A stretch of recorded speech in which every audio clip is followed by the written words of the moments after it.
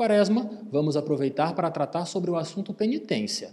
Sobre este assunto nós conversamos a partir de agora com o padre Adão Cruz, nosso grande amigo aqui do programa Em Tuas Mãos, que está recebendo nossa equipe com muito carinho nesta manhã. Padre Adão, muito obrigado por mais uma vez receber o programa Em Tuas Mãos para esclarecer dúvidas do pessoal de casa.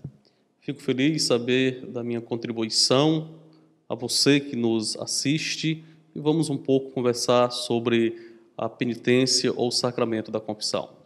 Teologicamente, o que é a penitência?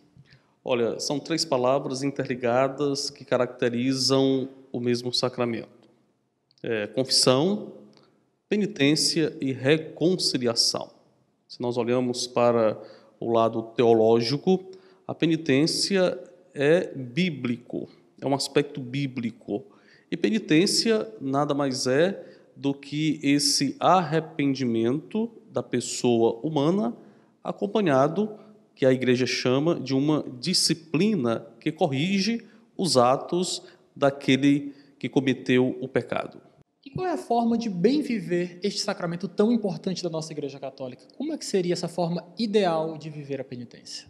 Todo o tempo de preparação, a Igreja orienta o sacramento da confissão.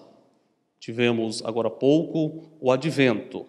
Teve esse tempo de preparação para o Natal e a Igreja também recomendou a confissão.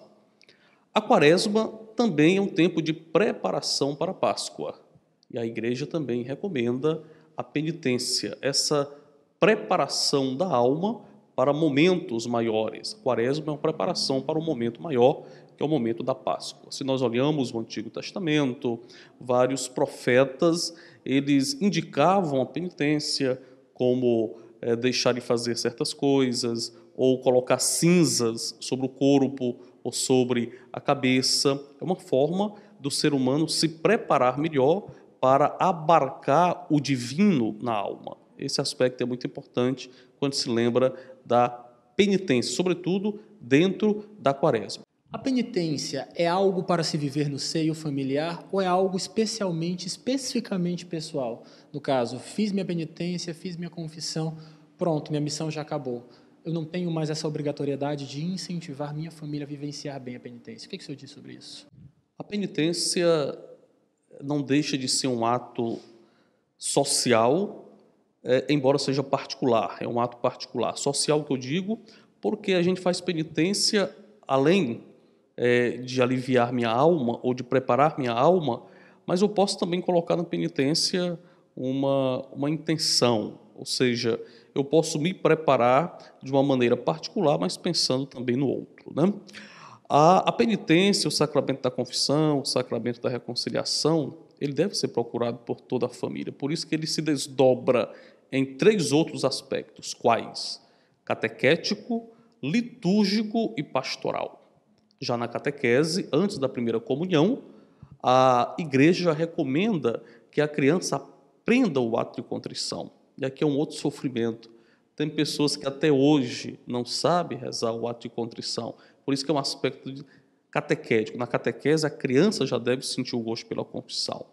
Litúrgica, porque é um sacramento que deve ser celebrado em todos os momentos. A Igreja recomenda, como você disse, uma vez ao ano, mas para dizer que nós precisamos se confessar sempre. E depois o aspecto pastoral, ou seja, nós, como fazemos parte de uma comunidade pastoreada por um sacerdote, nós precisamos sempre, sim, nos confessar.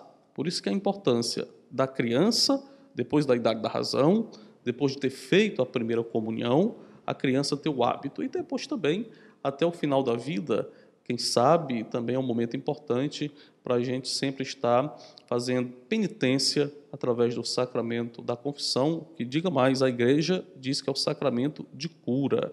Tá bom? Nós temos os vários sacramentos e o sacramento da confissão é chamado de sacramento de cura. Ora, se é sacramento de cura, é porque a Igreja percebe e vê que todos nós precisamos da cura da alma, de criança à terceira idade. Direção espiritual é a mesma coisa que confissão? As pessoas confundem muito. Todo sacramento existe a matéria e a forma. Com o sacramento da confissão não é diferente. Qual é a matéria do sacramento da confissão? É o pecado. O fiel verbaliza o pecado. E existe a forma que o sacerdote faz. Eu te absolvo dos teus pecados, em nome do Pai, do Filho e do Espírito Santo.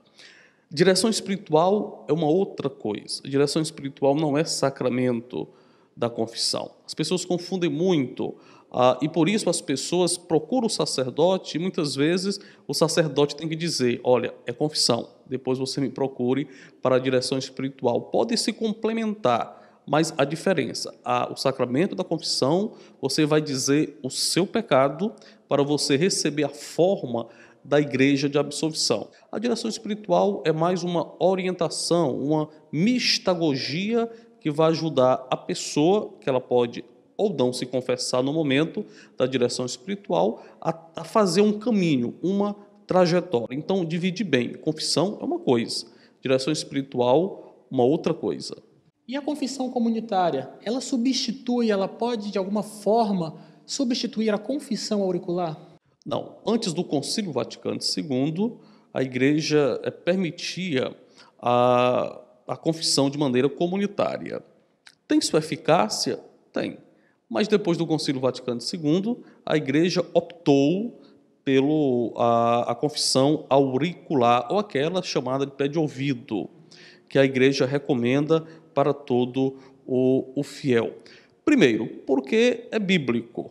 Jesus dá aos apóstolos, aos 12 apóstolos, somente a autoridade de perdoar os pecados. Aqueles pecados que forem retidos, esses não têm como ser perdoados. Aqueles que forem falados, aqueles que forem de fato colocados para fora, esses sim serão absolvidos. Somente os apóstolos tiveram essa missão que hoje a igreja então vê como somente o sacerdote pode fazer isso.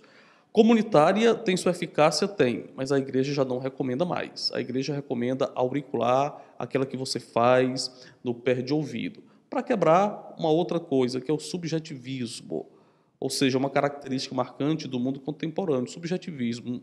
Eu me confesso com Deus e pronto, ou então me confesso debaixo de uma árvore.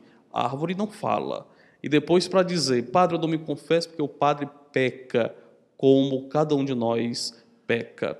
Não fosse assim, você não procurava o médico, porque o médico adoece como você adoece. O sacerdote recebeu da missão da igreja de Jesus não o ato de perdoar. O sacerdote não perdoa, quem perdoa é Deus. O sacerdote absolve em nome da igreja. Muito obrigado, padre. Este foi o nosso Bons Conselhos de hoje. Vamos refletir sobre a penitência. E você...